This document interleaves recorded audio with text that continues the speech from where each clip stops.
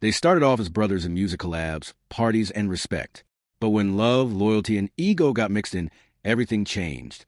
This is how Chris Brown and Quavo went from friends to enemies in one of the most personal rap beefs of the decade.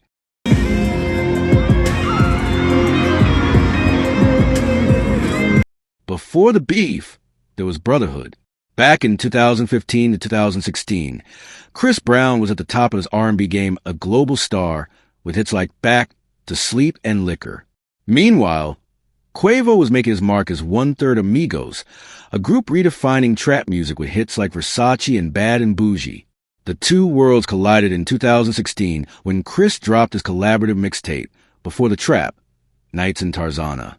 Quavo jumped on the track whipping, and the vibe was instant chemistry. Fans loved it. Two young stars from different lanes, one R&B, one trap blending sound and swagger perfectly. Behind the scenes, they hung out, hit parties together, and even talked about doing more collabs. The friendship looked solid, but that wouldn't last long. Every great downfall starts with something personal. And in this story, it was Karrueche Tran. Karrueche had been Chris Brown's longtime girlfriend. Their relationship was public, messy, and filled with breakups and makeups. By 2017, they were done for good, but Chris wasn't exactly over it. Around that same time, rumors started flying that Quavo had been hanging out with Karrueche. It started off as whisper sightings in L.A., low-key dinners, but when TMZ cameras caught Quavo and Karrueche leaving an event together, the internet lost its mind. Chris reportedly felt betrayed. To him, Quavo wasn't just another rapper. He was family, someone he'd broken bread with. So seeing Quavo with his ex felt like a knife to the back. That's when the friendship quietly started to crumble. After 2017, both artists went their separate ways publicly. Quavo focused on Migos, who were at their peak touring the world, releasing Culture 2, and building their empire.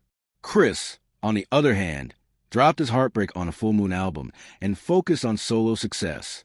But even though they weren't openly dissing each other, there was no sign of reconciliation.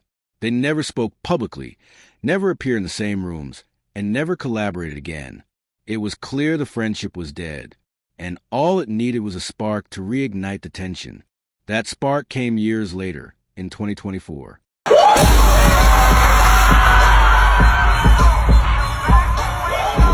Fast forward to April 2024. Chris Brown had just released the deluxe version of his album 1111. Hidden in the project was a track that got the internet talking freak. Listeners quickly noticed lyrics that seemed aimed at Quavo, with lines about niggas cuffing my old girl and fake friends acting loyal. Fans knew instantly this was about Quavo and Karrueche. Then Brown turned up the heat with a new single, Weakest Link. The title alone was savage, and the lyrics even more brutal. In the track, Brown accused Quavo of clout chasing, taking shots at his solo career, and even referencing the tragic death of Takeoff, Quavo's late nephew and fellow Migos member.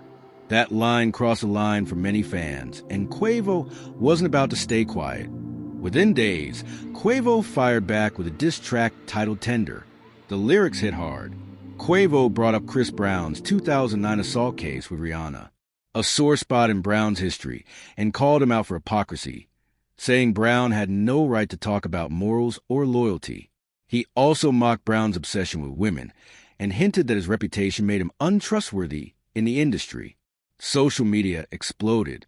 Hashtags like hashtag Team Quavo and hashtag Team Chris Brown trended for days. Fans debated who won the first round, but one thing was clear. This wasn't a marketing stunt. This was personal. As the diss track spread, fans started digging deeper. They found old interviews, deleted tweets, and clips showing just how close Chris and Quavo once were. People started speculating that the beef had more layers, maybe jealousy, maybe fame, maybe even industry politics. Then came a wild conspiracy. After Quavo's show in late April 2024 went viral for its low turnout, fans claimed Chris Brown had somehow sabotaged the event. There was no proof, but it fueled the fire even more. Some fans even pointed to Brown's social media post subtle captions like, "Karma always spins back," as proof he was enjoying Quavo's downfall. Whether or not that was true, It was clear that the internet had turned this beef into a full-blown spectacle.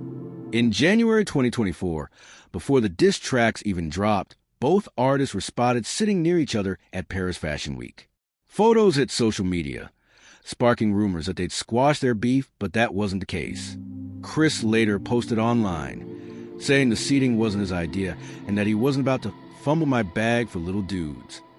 That post erased any hope of reconciliation. After that, both artists went quiet, at least in public.